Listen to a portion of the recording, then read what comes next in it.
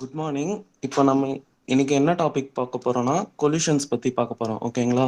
கொலிஷன்னா என்னன்னா, இப்போ கொலைட் ஆக சொல்ல இந்த M1 வந்து M2 மேல ஃபோர்ஸ் எக்ஸர்ட் பண்ணும், இந்த M2 வந்து M1 மேல ஃபோர்ஸ் எக்ஸர்ட் பண்ணும். கொலிஷன்னா எக்ஸாக்ட் டெஃபினிஷன் என்னன்னா, a very large amount of force acting for a very small period of time. இது எக்ஸாக்ட் டெஃபினிஷன் ஆஃப் கொலிஷன். கொலிஷன்ல எக்ஸாக்டா என்ன நடக்குதுன்னு பார்க்கலாங்களா? இப்போ இதோட மாஸ் வந்து M1, இதோட மாஸ் வந்து M2, ரெண்டு வந்து கொலைட் ஆக போகுதுன்னு வச்சுக்கோங்க. இது வந்து பிஃபோர் கொலிஷன்.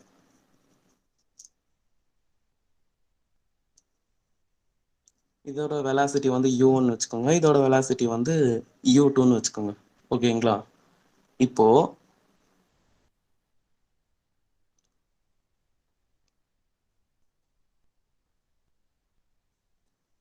இப்போ கொலிஷன் அப்ப என்ன நடக்கும்னா, இப்போ இதுக்கு வந்து இட் ஹாஸ் வெலாசிட்டி, இதுக்கு வெலாசிட்டி இருக்கு. வெலாசிட்டி இருந்தா, அதாவது இது வந்து மோஷன்ல இருக்கு. மோஷன்ல இருந்தா இட் பொசஸ் கைனெட்டிக் எனர்ஜி. ஓகேங்களா?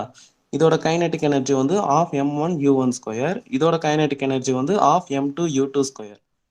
அப்போ ரெண்டுத்துக்குமே கைனெட்டிக் எனர்ஜி இருக்கு. இப்போ கொலிஷன் அப்ப என்ன நடக்கும்னா,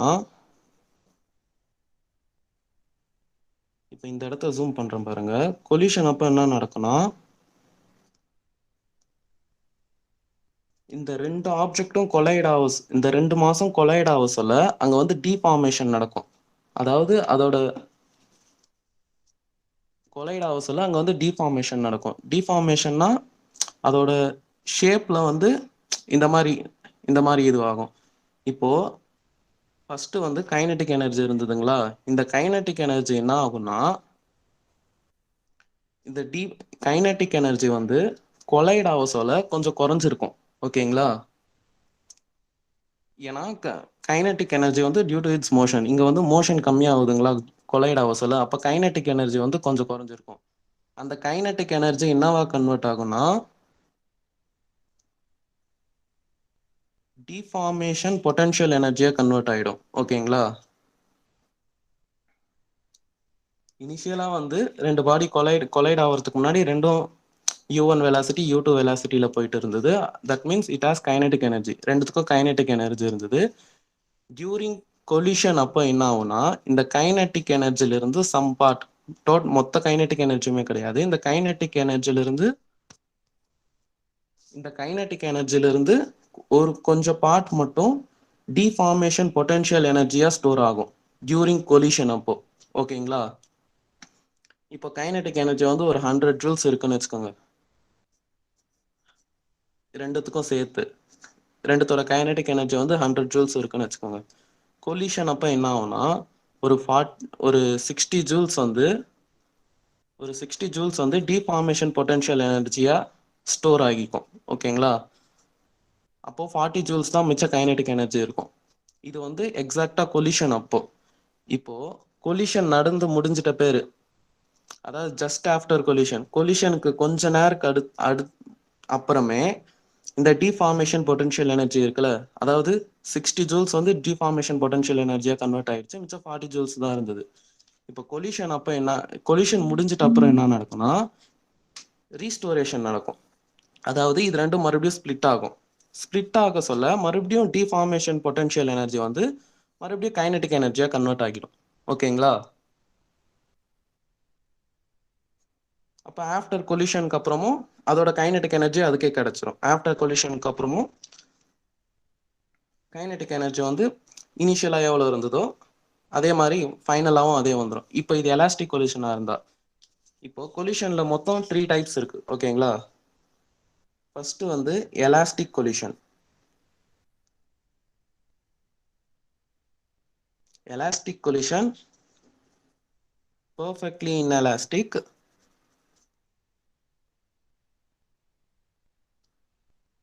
தேர்ட் வந்து இன்எலாஸ்டிக்.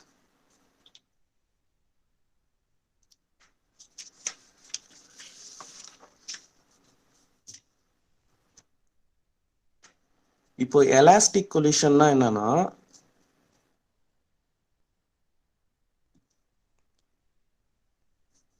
ரெண்டு ஆப்ஜெக்ட் கொலைட் ஆகுதுங்களா,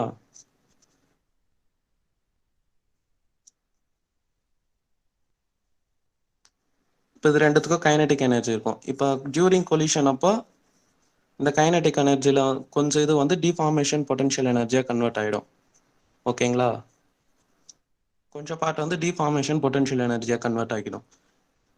ஜஸ்ட் ஆஃப்டர் கொலிஷனில் வந்து மறுபடியும் இந்த டிஃபார்மேஷன் பொட்டன்ஷியல் எனர்ஜி, இப்போ இதில் 100 ஜூல்ஸ் இருக்குது, இதில் 60 ஜூல்ஸ் வந்து டிஃபார்மேஷன் பொட்டன்ஷியல் எனர்ஜியாக போயிடுச்சுன்னு வச்சுக்கோங்க. ஜஸ்ட் ஆஃப்டர் கொலிஷன் வந்து 100 போயிடுச்சுன்னா இங்கே 40 இருக்கும், இங்கே 60 இருக்குங்களா. ஜஸ்ட் ஆஃப்டர் கொலிஷன் வந்து இந்த மொத்த டிஃபார்மேஷன் பொட்டன்ஷியல் எனர்ஜியுமே மறுபடியும் கைனெட்டிக் எனர்ஜியாக கன்வெர்ட் ஆகிடும். ஓகேங்களா? அப்படின்னா என்னன்னா, எலாஸ்டிக் கொலிஷனில் வந்து கைனெட்டிக் எனர்ஜி இஸ் கன்சர்வ்ட். ஓகேங்களா? எலாஸ்டிக் கொலிஷனில் வந்து கைனெட்டிக் எனர்ஜி வந்து கன்சர்வ்ட். ஓகேங்களா? இப்போ இதை ஒரு சிஸ்டமா இதை ஒரு சிஸ்டமா கன்சிடர் பண்ணிக்கோங்க. இதுல வந்து எக்ஸ்டர்னல் ஃபோர்ஸ் எதுவுமே கிடையாது. அப்படின்னா என்னது? Force equal to 0. External force எதுவுமே கிடையாது, அதனால ஃபோர்ஸ் ஈக்குவல் டு 0. ஃபோர்ஸோட டெஃபினிஷன் எது? Rate of change of momentum. ஓகேங்களா?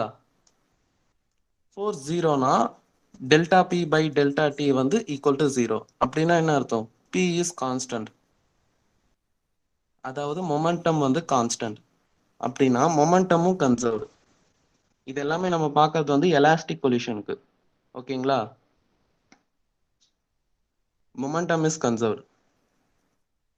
நெக்ஸ்ட் என்னன்னா, இப்போ இனிஷியலா என்ன ஷேப் என்ன சைஸ்ல இருந்ததோ ஆஃப்டர் கொலிஷன், எலாஸ்டிக் கொலிஷன்ல ஆஃப்டர் கொலிஷனுக்கு அப்புறமும் சைஸ் அண்ட் ஷேப் பிஃபோர் எப்படி இருந்ததோ அதே மாதிரி தான் இருக்கும். அப்போ size and shape also conserve.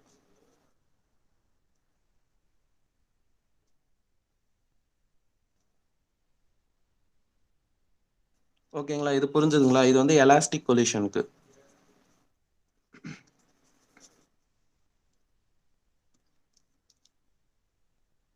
ஓகேங்களா? இப்போ இன்எலாஸ்டிக் கொலிஷன் பார்க்கலாங்களா?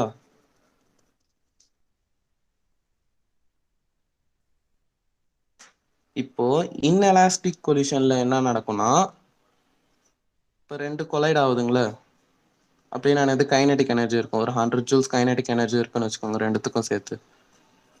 இப்போ இது வந்து கொலைட் ஆக சொல்ல இதுல கொஞ்சம் எனர்ஜி வந்து டிஃபார்மேஷன் பொட்டன்ஷியல் எனர்ஜியா போயிடும். இப்போ 60 ஜூல்ஸ் வந்து டிஃபார்மேஷன் பொட்டன்ஷியல் எனர்ஜியா போயிடுச்சுன்னு வச்சுக்கோங்க. அப்போ 40 ஜூல்ஸ் கைனெட்டிக் எனர்ஜி இருக்கும். இன்எலாஸ்டிக் கொலிஷன்ல என்ன நடக்கும்னா, ஜஸ்ட் ஆஃப்டர் கொலிஷன்ல வந்து இந்த மொத்த டிஃபார்மேஷன் பொட்டன்ஷியல் எனர்ஜியுமே கைனெட்டிக் எனர்ஜியா கன்வெர்ட் ஆகிறாது. இப்போ எலாஸ்டிக் கொலிஷன்ல வந்து மொத்த டிஃபார்மேஷன் பொட்டன்ஷியல் எனர்ஜியுமே ஆஃப்டர் கொலிஷனுக்கு அப்புறம் கைனெட்டிக் எனர்ஜியா கன்வெர்ட் ஆகிடும். அதனால அங்க வந்து கைனெட்டிக் எனர்ஜி இஸ் கன்சர்வ். இப்போ இந்த இடத்துல என்ன ஆகும்னா, இந்த 60 ஜூல்ஸ் இருக்குன்னா ஒரு 40 ஜூல்ஸ் தான் மறுபடியும் கைனெட்டிக் எனர்ஜி கொடுக்கும். கொஞ்சம் 20 ஜூல்ஸ் வந்து டிஃபார்மேஷன் பொட்டன்ஷியல் எனர்ஜியாவே இருக்கும். ஓகேங்களா? அப்ப ஆஃப்டர் கொலிஷனுக்கு அப்புறம் கைனெட்டிக் எனர்ஜி வந்து 80 ஜூல்ஸ் தான் இருக்கும். 40 ஜூல்ஸ் தான் மறுபடியும் கைனெட்டிக் எனர்ஜியா கன்வெர்ட் ஆகும். மிச்சம் 20 ஜூல்ஸ் வந்து கைனெட்டிக் எனர்ஜியா கன்வெர்ட் ஆகாது. ஓகேங்களா? டிஃபார்மேஷன் பொட்டன்ஷியல் எனர்ஜியாவே இருக்கும். Due to this deformation potential energy size and shape முன்னாடி எப்படி இருந்ததோ அதே மாதிரி இருக்காது. ஓகேங்களா? இப்போ ஒரு எக்ஸாம்பிள் சொல்றேன் பாருங்க. இப்போ வந்து ஒரு ஸ்டெம்பர் பால் இருக்குங்களே, இப்போ ஸ்டெம்பர் பால் எடுத்துட்டு போய் நல்லா பிளாட்டா டைல்ஸ் மேல இல்ல டைல்ஸ் கிரானைட்ஸ் அதுல போட்டீங்கன்னு வச்சுக்கோங்களேன். அதுல போட்டீங்கன்னா இப்போ இதை வந்து ஃபர்ஸ்ட் ஆப்ஜெக்டாகவும் கிரவுண்டை வந்து செகண்ட் ஆப்ஜெக்டாகவும் கன்சிடர் பண்ணிக்கோங்க. ஓகேங்களா? இப்போ இதை இங்க இருந்து இங்க டிராப் பண்ணீங்கன்னு வச்சுக்கோங்களேன். அதே மாதிரி தான் இது ஆப்ஜெக்ட் ஒன் ஆப்ஜெக்ட் டூங்களா. கொலிஷன் அப்போ என்ன நடக்கும்னா டிஃபார்மேஷன் பொட்டன்ஷியல் எனர்ஜியா ஸ்டோர் ஆகும். ஆஃப்டர் கொலிஷனுக்கு அப்புறம் மறுபடியும் அதெல்லாம் கைனெட்டிக் எனர்ஜியா கன்வெர்ட் ஆகிட்டு மேலே வந்துருங்களா, சேம் ஹைட்டுக்கு வந்துடும். ஏன்னா இனிஷியலாக எவ்வளோ கைனெட்டிக் எனர்ஜி இருந்ததோ அந்த கைனெட்டிக் எனர்ஜி ஃபுல்லாக மறுபடியும் கன்சர்வ் ஆகிடும். ஓகேங்களா? இதே ஒரு மணல் இருக்கிற ஒரு இதுவில் போட்டிங்கன்னு வச்சுக்கோங்களேன், என்ன ஆகும்? ஃபர்ஸ்ட் போய் கொலைட் ஆகும். கொலைட் ஆகிட்ட பேர் டிஃபார்மேஷன் பொட்டன்ஷியல் எனர்ஜியாக கொஞ்சம் எனர்ஜி போகிட்டு மறுபடியும் பவுன்ஸ் ஆக சொல்ல ஃபுல்லாக ஆகாது. கொஞ்சம் முன்னாடி இருந்ததை விட கொஞ்சம் கம்மியாக தான் ஆகும். இதுலேருந்து என்ன தெரியுது? ஃபர்ஸ்ட் இருக்க சொல்ல ஒரு கைனெட்டிக் எனர்ஜி இருந்தது. ஆஃப்டர் கொலிஷன் வந்து அதே கைனெட்டிக் எனர்ஜி இல்லை. ஓகேங்களா? ஏன்னா இப்போ இது வந்து example of elastic collision.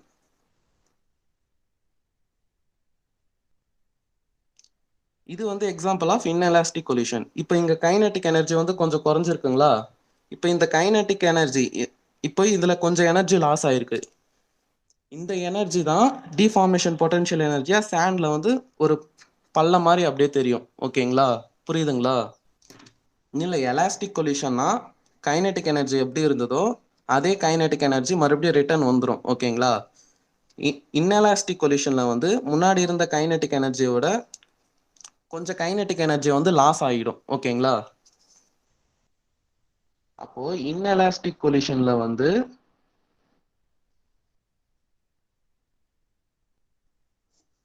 Kinetic energy is not conserved. ஓகேங்களா? Kinetic energy is not conserved. ஆனா மொமெண்டம் கன்சர்வ்ட். இது ஒரு சிஸ்டமா கன்சிடர் பண்ணீங்கன்னா இங்கேயும் எக்ஸ்டர்னல் ஃபோர்ஸ் வந்து 0. அப்போ மொமெண்டம் இஸ் கன்சர்வ்ட். எல்லா கொலிஷன்லயும் மொமெண்டம் இஸ் கன்சர்வ்ட். அதாவது லீனியர் மொமெண்டம். லீனியர் மொமெண்டம் வந்து கன்சர்வ். சைஸ் அண்ட் ஷேப் வந்து கன்சர்வ் ஆகாது. ஏன்னா இப்போ வந்து ஃபர்ஸ்ட் வந்து சாண்ட் இப்படி இருந்ததுங்களா, இப்போ வந்து ஒரு பள்ள மாதிரி ஆகிடுங்களா. அப்போ size and shape of the system வந்து நாட் கன்சர்வ். ஓகேங்களா?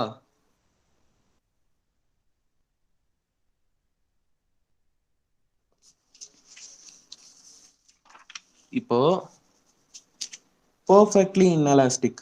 இப்போ முன்னாடி பார்த்தது வந்து இன்எலாஸ்டிக் கொலிஷன். இப்போ பார்க்க போறது வந்து பர்ஃபெக்ட்லி இன்எலாஸ்டிக். பர்ஃபெக்ட்லி இன்எலாஸ்டிக்னா ரெண்டும் கொலைட் ஆக சொல்ல கைனெட்டிக் எனர்ஜி வந்து டிஃபார்மேஷன் பொட்டன்ஷியல் எனர்ஜியா கன்வெர்ட் ஆகுங்களா. இப்போ இந்த டிஃபார்மேஷன் இப்போ 100 ஜூல்ஸ் இருக்குன்னு வச்சுக்கோங்க kinetic energy. Deformation potential energy ஒரு 60 ஜூல்ஸ் போயிடுச்சுன்னு வச்சுக்கோங்க. மிச்சம் 40 ஜூல்ஸ் வந்து கைனெட்டிக் எனர்ஜி இருக்கும். இப்போ மறுபடியும் வந்து இந்த முன்னாடி வந்து 60 இன்எலாஸ்டிக் கொலிஷன்ல வந்து 60ல இருந்து ஒரு 40 ஜூல்ஸ் போயிடுச்சு. ஓகேங்களா? இதே பர்ஃபெக்ட்லி இன்எலாஸ்டிக்ல வந்து பர்ஃபெக்ட்லி இன்எலாஸ்டிக்ல வந்து 60 ஜூல்ஸ்ல இருந்து ஒரு 10 ஜூல்ஸ் தான் போகும். அதாவது இங்க கைனெட்டிக் எனர்ஜி வந்து ரொம்ப லாஸ் ஆகும் இந்த form of deformation potential energy. ஓகேங்களா? பர்ஃபெக்ட்லி இன்எலாஸ்டிக்னா இப்போ ரெண்டும் கொலைட் ஆகுதுங்களா.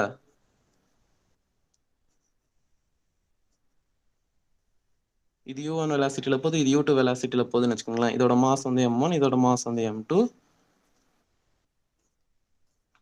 கொலைட் ஆகிட்ட பேரு ரெண்டும் ஒட்டிக்கும். ஓகேங்களா? இதுதான் பர்ஃபெக்ட்லி இன்எலாஸ்டிக்கும். இன்எலாஸ்டிக் கொலிஷன்ல வந்து கொஞ்சம் எனர்ஜி லாஸ் ஆகிட்டு ரெண்டும் செப்பரேட் ஆகிடும். ஆனால் பர்ஃபெக்ட்லி இன்எலாஸ்டிக்ல வந்து ரெண்டும் கொலைட் ஆகிட்டு ரெண்டும் ஸ்டிக் ஆகிக்கும். ஓகேங்களா? ரெண்டும் ஒட்டிக்கும். இதோட மாஸ் வந்து m1 m2. இப்போ இது ரெண்டும் சேர்ந்து ஒரு காமன் வெலாசிட்டியில் போகும். ஓகேங்களா? அப்போ பர்ஃபெக்ட்லி இன்எலாஸ்டிக்லயும் வந்து எக்ஸ்டர்னல் ஃபோர்ஸ் வந்து 0. அப்போ அதனால momentum is conserved. Kinetic energy is not conserved. ஓகேங்களா? ஏன்னா இங்க ஹை கைனெட்டிக் எனர்ஜி வந்து லாஸ் ஆகுது. இது இன்எலாஸ்டிக் கொலிஷன்ல வந்து கொஞ்சம் கைனெட்டிக் எனர்ஜி தான் லாஸ் ஆகும். அடுத்து வந்து சைஸ் அண்ட் ஷேப் வந்து கன்சர்வ் ஆகாது. ஏன்னா ஃபர்ஸ்ட் வந்து இந்த சைஸ்ல இருந்து, ஆனால் ஆஃப்டர் கொலிஷன்ல வந்து லார்ஜ் சைஸ் ஆயிடுச்சுங்களா. அப்போ சைஸ் அண்ட் ஷேப் வந்து கன்சர்வ் ஆகாது. ஓகேங்களா? என்னன்னா இதெல்லாம் நீங்க ஞாபகம் வச்சுக்கணும்னு இல்லை, ஜஸ்ட் இந்த டிஃப்ரென்ஸ் மட்டும் தெரிஞ்சா போதும். Elastic, inelastic, perfectly elastic.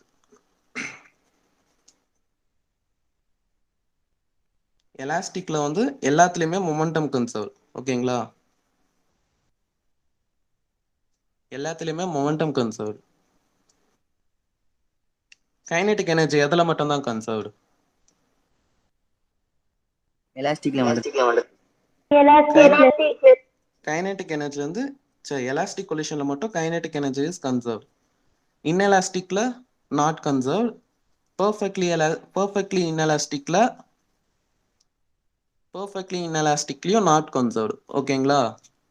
இப்போ இன்எலாஸ்டிக் பெர்ஃபெக்ட் இன்எலாஸ்டிக் இருக்குங்களா, இது ரெண்டுத்துல எதுல வந்து கைனெட்டிக் எனர்ஜி ரொம்ப லாஸ் ஆகும்? ஓகே, இதுல வந்து நிறைய கைனெட்டிக் எனர்ஜி வந்து லாஸ் ஆகும். ஓகேங்களா?